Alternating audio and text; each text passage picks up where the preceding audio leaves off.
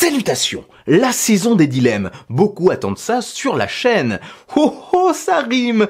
La saison des dilemmes, beaucoup attendent ça sur la chaîne. J'ai même pas fait exprès. Non, ça rime pas du tout. Dilemme, chaîne. Bref, continuons.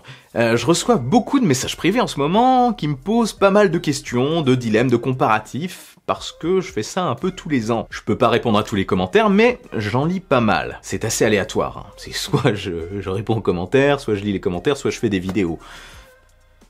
Voilà, la question elle est vite répondue. Cette année, je ne vais pas spammer mes vidéos, mais plutôt les étaler dans le temps. Je vais les positionner par-ci, par-là. Je vais faire plus soft par rapport à l'an passé, parce que même pour moi, les enchaîner, c'est un petit peu lourd, quoi. Même si j'aime bien répondre à cette question, je préfère varier les plaisirs. Donc, cette année, je vais prendre un petit peu plus mon temps. Ici, je vais commencer donc par un de ces dilemmes. Le premier qui m'a frappé, en fait, quand j'ai vu la présentation des nouveaux iPhones, et surtout quand j'ai vu les prix. iPhone 13 mini ou iPhone 12.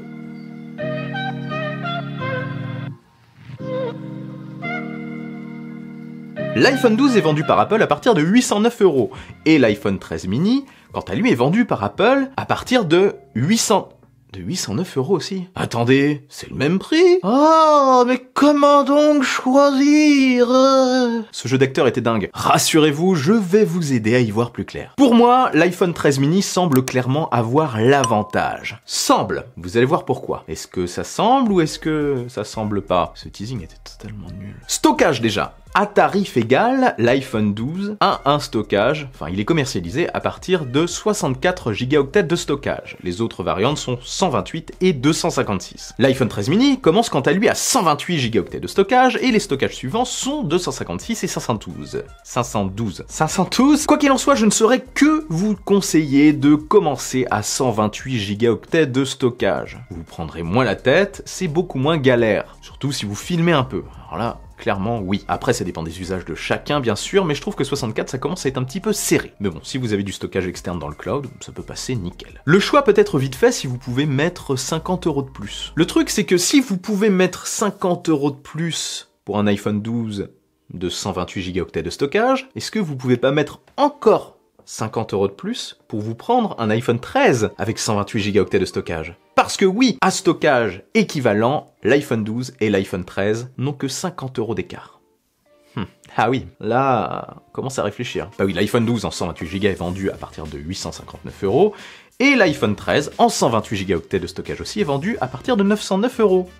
Mais revenons à notre dilemme. On s'égare un petit peu, mais ça a un but. En dehors de la taille de l'écran et de la taille de la batterie, l'iPhone 13 mini est meilleur que l'iPhone 12. Enfin, il a tout en mieux. Il le surpasse. Enfin, il est similaire sur certains points, mais il le surpasse sur beaucoup de points. Son encoche est notamment plus petite, ce qui rendra sa présence sur un écran plus petit plus agréable en tout cas que l'iPhone 12 mini d'avant. Il a le dernier processeur A15, le 12 lui a le processeur A14, qui reste, je vous l'admets quand même, relativement puissant. Le produit va durer très longtemps dans le temps. Quand on voit que l'iPhone 6S a reçu la mise à jour iOS 15 alors qu'il est sorti il y a 6 ans, on peut se dire que maintenant la durée de vie des iPhones c'est 6 ans, donc vous êtes tranquille de ce côté-là, c'est plus vraiment un argument. Sinon je parlais de l'autonomie, l'iPhone 12 tiendrait quasiment aussi longtemps que l'iPhone 13 mini, enfin plutôt l'iPhone 13 mini, le nouveau, a eu une hausse de batterie, ce qui le rend beaucoup plus satisfaisant qu'avant. Donc encore une fois, l'argument en faveur de l'autonomie de l'iPhone 12 ne tient pas non plus spécialement la route. Le mini a subi un bon coup de boost cette année. Le 13 mini gagne aussi pas mal de nouveautés côté photo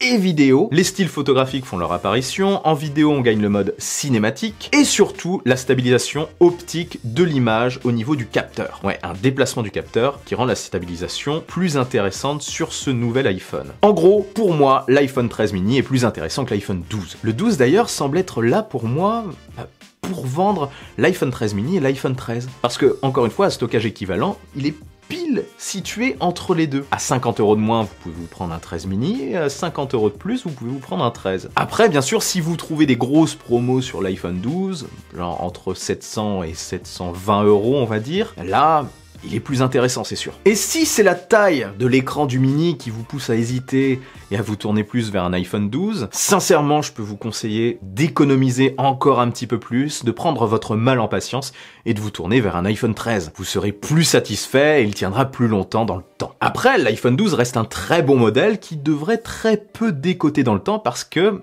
Bah, c'est le premier iPhone qui est arrivé avec la 5G. En gros, pour moi, pour résumer, pour faire très simple, dans le dilemme iPhone 12 ou iPhone 13 mini, prenez l'iPhone 13 mini. Et si la taille vous dérange, prenez votre mal en patience, économisez et prenez-vous un iPhone 13. En minimum 128 Go de stockage. Il n'y a que 50 € d'écart entre l'iPhone 12 de 128 Go et l'iPhone 13 de 128 Go. Le choix est vite fait. Voilà, dites-moi en commentaire ce que vous avez choisi, ça m'intéresse énormément. Après, si vous avez déjà choisi un 12, rassurez-vous, il reste excellent. Hein. Je ne le démonte pas du tout. Vous ne serez pas déçus. Cette vidéo, c'est un avis personnel de choix, visant à en éclairer certains, mais le 12 reste vraiment un monstre. Bref, avant de partir, n'oubliez pas le bon pouce en l'air qui claque. Je suis aussi sur les réseaux sociaux, hein. Allez, vive la technologie, vive le futur, et surtout, n'arrêtez jamais de rêver.